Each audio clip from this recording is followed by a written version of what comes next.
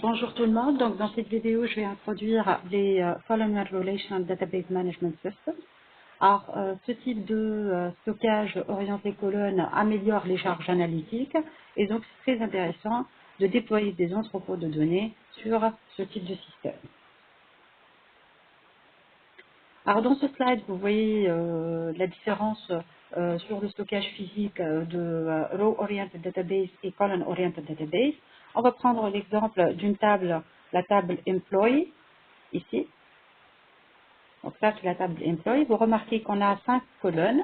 La première colonne, c'est Employee Number, puis Department ID, après Hire Date, après Employee Last Name, et à la fin, Employee First Name. Alors, dans un stockage orienté ligne, alors, à cette table-là va correspondre, bien évidemment, plusieurs blocs.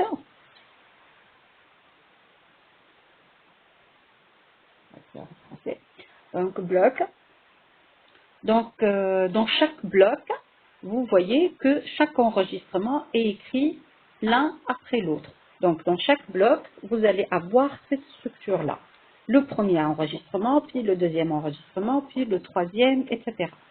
Alors, dans le stockage orienté colonne, l'organisation physique des données est très différente. C'est que pour chaque colonne,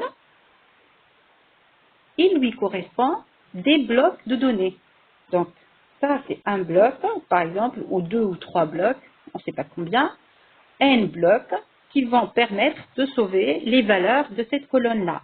C'est la même chose. Donc, si je prends Hire Date, il va lui correspondre aussi plusieurs blocs de données. Vous remarquez que les valeurs des différents enregistrements se succèdent dans les blocs et non pas toutes les valeurs des attributs des enregistrements.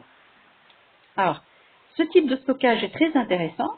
Donc, si je prends une requête Q, par exemple, qui calcule le nombre de employés par department, donc, cette requête-là, vous remarquez qu'elle n'a besoin finalement que employee number et department ID de cette table-là. Alors, comment cette requête va s'exécuter dans un système de stockage orienté ligne et comment elle va s'exécuter dans un système de stockage orienté colonne? C'est ce que je vais vous montrer maintenant. Alors, dans un système de stockage orienté ligne, on va prendre toute la table, c'est-à-dire tous les blocs de cette table-là, et on va les transférer du hard drive ou des hard drives vers la mémoire vive. D'accord? Donc, ce transfert-là de données du disque vers la mémoire vive est très coûteux. On l'appelle le I/O cost. D'accord?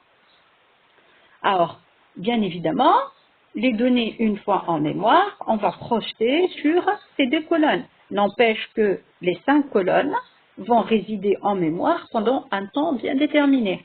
Donc, ce temps pendant lequel ces données vont résider en mémoire, bien évidemment, va dégrader les performances par rapport à d'autres processus concurrents qui ont besoin de la mémoire. Parce que si vous vous rappelez du cours d'OS dans la gestion de la mémoire, quand un processus ne trouve pas de mémoire, alors soit il va écrire sur le disque, ou bien on va évincer des pages de la mémoire, des pages peut-être dont on a besoin après. Hein. Alors, donc, dans le système orienté colonne, ce qui va se passer, c'est que finalement, puisqu'on va travailler sur ces deux colonnes-là, donc on va chercher les blocs qui correspondent à ces deux colonnes-là, on va les rapatrier vers du disque vers l'ARA et on va travailler sur seulement ces deux colonnes-là, donc sur leur bloc. Donc dans les systèmes orientés colonnes, on gagnera sur l'IO cost et on gagnera sur la gestion de la mémoire. Donc si on récapitule par rapport aux avantages dans les columnar storage systems, on a un high IO performance, on a less data moving from hard drive to memory, on a efficient memory management, we load only required data into memory, et on a aussi un reduced storage parce que les colonnes qui ont une faible cardinalité, elles peuvent être compressées. Alors, les algorithmes de compression, on va les voir dans le chapitre sur les index. Donc, je vous montrerai tous les algorithmes de compression qu'on peut faire. Alors, mais je vais vous expliquer ce que c'est la faible cardinalité de colonne. Donc, si je prends par exemple cette colonne-là, par exemple, employee number, vous remarquez que chaque valeur se répète une seule fois parce que c'est l'APK en fait. Donc, si je vais avoir n enregistrements, la cardinalité de cette colonne-là, c'est égal aussi à n. D'accord? Par contre, la cardinalité de cette colonne-là, c'est la cardinalité de la table département. Donc, si je vais avoir 10 départements, donc je vais avoir 10. Ça, c'est la cardinalité de la colonne delta J. Donc, même si le nombre d'employés atteint 1000 ou 10 000 employés, je peux avoir 10 000 employés, alors ça dépendra de la cardinalité de département. Et vous remarquez que 10, c'est une petite cardinalité. Donc, il y a d'autres types d'attributs qui ont une très faible cardinalité. Par exemple, le genre de la personne, féminin, masculin. Donc, il y a aussi les titres, donc docteur, ingénieur, etc. Donc, c'est vraiment des listes très bien déterminées par rapport aux valeurs que prend la colonne que prend la colonne. Alors, donc, pour ce type de colonne-là, on peut compresser, bien évidemment, et quand on compresse, alors, la colonne va prendre moins de blocs sur le disque, et donc, on va gagner en I/O cost, parce que quand on va transférer les données du disque vers la mémoire, on va mettre moins de temps, et on va consommer moins de mémoire aussi. Alors, le quatrième avantage des bases de données orientées colonnes, c'est qu'on a une certaine flexibilité par rapport au schéma. Donc, on peut se rendre compte, après la conception et le déploiement d'un entrepôt de données, qu'on a besoin de nouvelles colonnes. Alors, le calcul de ces colonnes-là, en fait, il va impliquer bien évidemment un temps de calcul et un temps pour les stocker, et ça peut aller vers une réorganisation physique de la table. Alors, j'explique en revenant au schéma.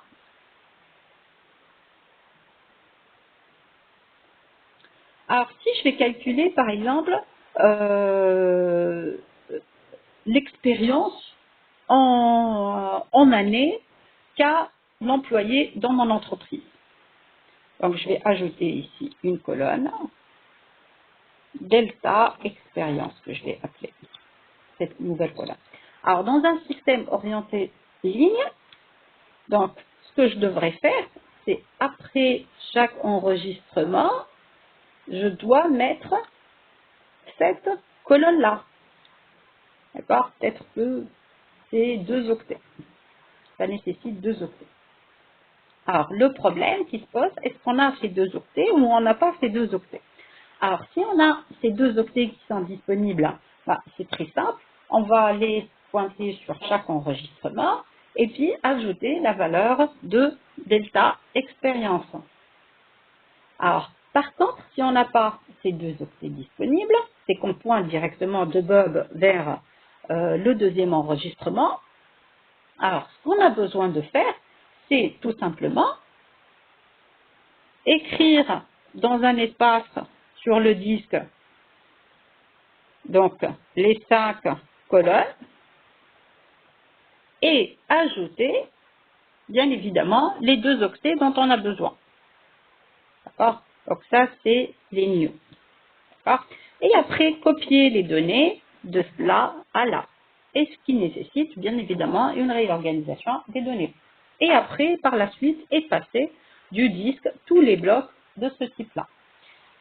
Alors, il faut savoir que dans les bases de données orientées ligne, on a la possibilité, dès la création de la table, de réserver un petit espace ou un grand espace, c'est comme on veut, en octets, en bytes, pour des transformations du schéma de ce type-là, ce qu'on appelle le percentage free. Alors, bien évidemment, si on ne l'utilise pas, on est en train de gaspiller du stockage sur le disque dur. Ben, si ça existe et on va l'utiliser, on va gaspiller moins. Alors, l'avantage des bases de données orientées aux colonnes, c'est qu'on n'a pas besoin de prévoir quoi que ce soit de ce type. Alors, si j'ai à ajouter une colonne ici, ben, tout simplement, ça va être mappé en ajout de blocs sur le disque dur.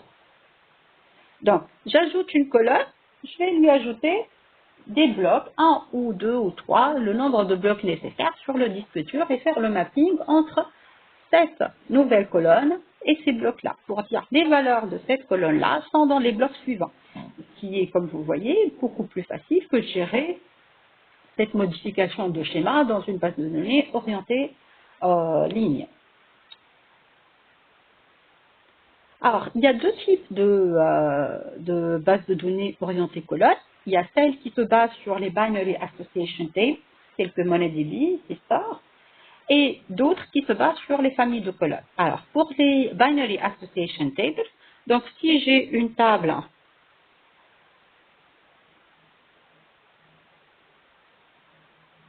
T, par exemple, qui a 3 colonnes, alors ce que je dois faire, c'est ajouter une surrogate key avec C1, la colonne 1, SK avec la colonne 2 et SK avec la colonne 3. D'accord? Donc j'obtiens 3 binary association tables, ou BAT, 3 BAT. Alors c'est juste un type de stockage orienté colonne.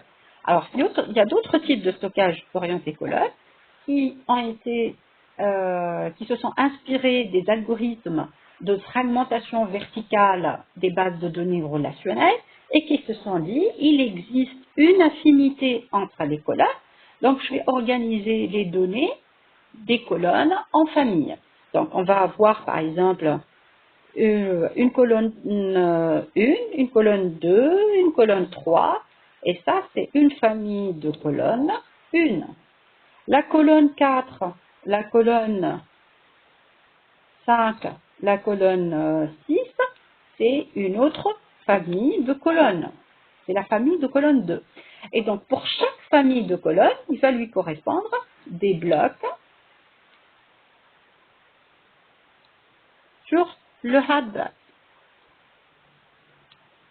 Alors, donc, je montre aussi quelques performances. Alors, ça, c'est des performances qu'on a publiées dans Comad et Bytecode en 2017. Donc, pour l'expérience, donc, on a utilisé le benchmark multidimensionnel TPCH, TPCH étoile D, qui se base sur le benchmark TPCH, donc qui est outsourcé par la TPC, Transaction Processing 15, et le TPCH étoile D, c'est notre travail. Alors, pour cela, on a créé un entrepôt de 10 GB et on s'est dit, on va faire l'expérience sur MySQL et MongoDB. Ah, donc pour cela, bien évidemment, on a calculé les performances de construction des cubes. Alors, je vous donne quelques types de requêtes, donc les 4 types de requêtes qu'on a dénombrés lors de cette expérience-là. Le premier type, tel que c'est 1, donc il y a une très grande amélioration de performance. Donc sur MySQL, ça met 2718 secondes. Alors sur MongoDB, ça ne met que 30 secondes. Alors le type tel que C10, ça se construit même pas avec MySQL. Alors que sur MongoDB, on met 758 secondes.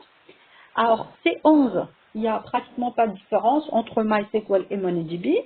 Et le type C3, c'est que le problème est relié plutôt à Mondrian, le serveur Rollup, que au database backend.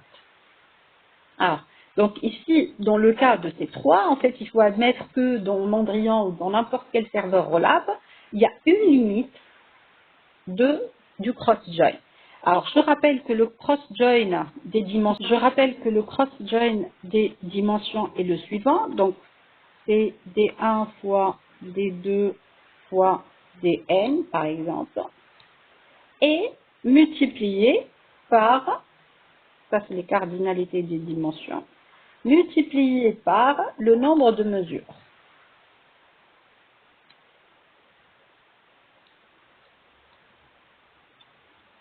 D'accord? Donc, ici,